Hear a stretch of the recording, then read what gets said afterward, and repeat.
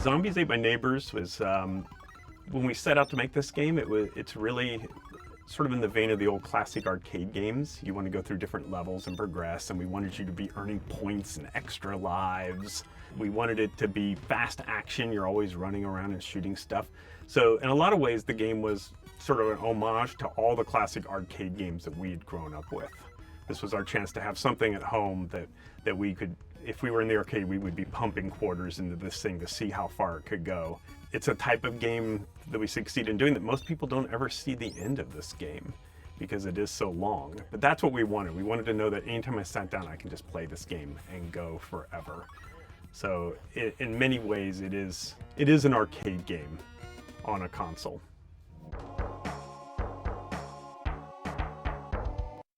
Zombies was really a passion project for me. You know, as a game designer, you always have a bunch of different games that you want to make.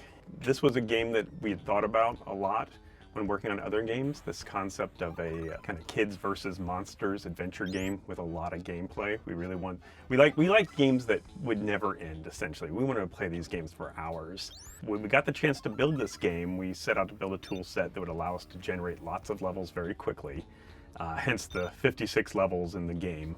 Lots of hidden levels, tried to create as much variety as possible in the levels. One of our goals was to have the first 20 levels of the game just feel completely different. Each one of them was going to be sort of themed after a type of monster movie you might have seen. That was really our goal for the project, is we want this to be unique and just a long-lasting experience for the player.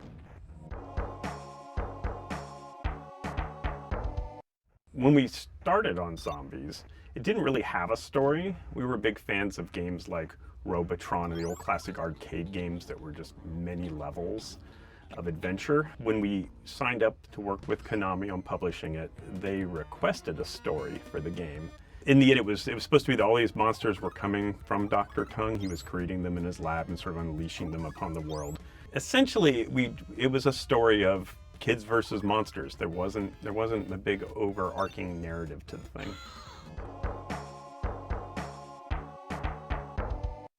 Early on, when I was working on X-Wing, doing some UI work, I had access to a little scripting language to let me do some just graphical experiments.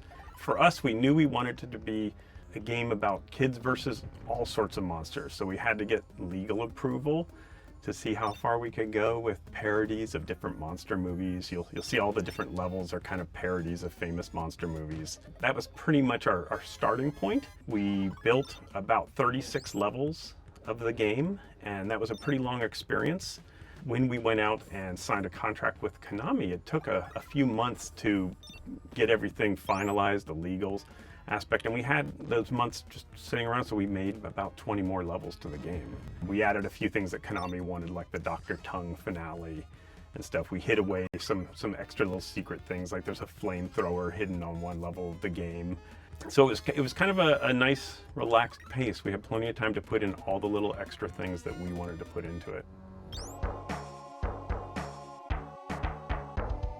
At the time we built Zombies, it was supposed to be a resource management game. You're kind of managing the resources of your squirt guns full of holy water and your crazy silverware that you throw at werewolves and all the different weapons that the kids are going to use to fight the monsters. If you really want to succeed in the game, you need to save those resources early on so that you'll have them later in the game, because we start to give you a lot less as you play forward. You also have to manage the resources of your neighbors.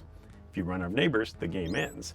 And I don't think people had really been doing this sort of double resource management type game, and it was sort of a new experience for players. There's a lot of levels. I have to plan ahead. You'll see some people try to play the game keeping just one neighbor alive, which will allow them to complete the levels rather rapidly, but they're always kind of skirting the edge that if that last neighbor dies, the game ends for them. So there were a couple different ways you could play it. If you want to if you just want to get through the game, you could be very conservative with your weapons, try to keep all 10 neighbors alive. It'll take you much longer to finish the game, but you're more likely to reach the end. So I think that sort of resource management style games were kind of neat at that time and different, and the different ways you could play it. We also try to give lots of little hidden things so that replays were quite fun. You'd always find another hidden level or hidden weapon. The greatest challenge we faced in Zombie's development was probably keeping the game fresh. We really worked hard on like the first 20 levels of the game. We wanted kids just to think, oh, this game has always got something new in it that I've never seen before. We spent a lot of time testing it with kids. We tuned it so that we knew your first-time player might only go through about 6, 7 levels. They'd see a lot of new stuff, and then as they got better, they'd play and see more new levels. After about 20 levels in, you're going to start seeing repeating themes to the levels, but that first 20 levels is really important to get people excited about the game. Another aspect of the game that was a great challenge was we really wanted the game to be split screen when we first developed it. And when we couldn't achieve that on the Super Nintendo, we had to come up with a solution to the multiplayer gameplay, how to keep the two players stuck on the screen and they couldn't split apart but still keep it fun. Hence, you'll see a lot of places in the game where there's trampolines so people can bounce over walls. Some of the levels were designed to let players stretch that boundary as far as possible, but not get trapped, so they could both be running down separate hallways side by side. So the two-player aspect was a big challenge. I think we succeeded pretty well. No one really complained that they didn't have split screen. But if I had the ability to go back and do it again, or better hardware, I would have loved to make it split screen. This was my first chance to do an original game that I really wanted to do. So there was a lot of passion there, a lot of excitement. We had a small team. We were kind of an experimental project because we didn't have a publisher. LucasArts knew they wanted to be in the cartridge game development, but didn't know who was going to actually put this thing out. I was working with Dean Sharp, who's a great programmer, and Tony Shea, who did a lot of our AI stuff. And we all just sat around, played the game ourselves, always multiplayer, really hands-on, making sure that this is the fun game that we wanted to make. So for us, it was a very special moment. You don't get that chance to just do anything you want to do that often. I don't think we expected the game to be as well received as it was. We didn't have a publisher. When we had about 36 levels of the game done, and we had a boss that was like a giant spider that you fight. It wasn't a particularly great ending of the game. We went off to the Consumer Electronics Show, and we just put the game on the floor and just let people play it. And Dean and I stood in front of it all day and demoed it and showed people how it worked and mentioned that it didn't have a publisher.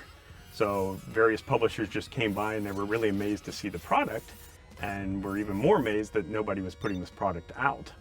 So that allowed LucasArts to kind of get a nice lineup of different publishers all wanting to offer money to put this game out. We eventually settled on Konami, and they were a great partner for that. They added some additional features and things they wanted to see, and we all respected Konami products quite a bit.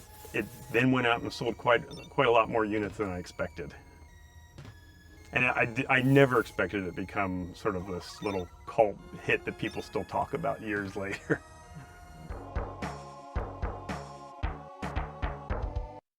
When we were building Zombies and Ate My Neighbors, there was really two platforms for it. There was the Sega Genesis and the Super Nintendo. Both of them had completely different limitations on them.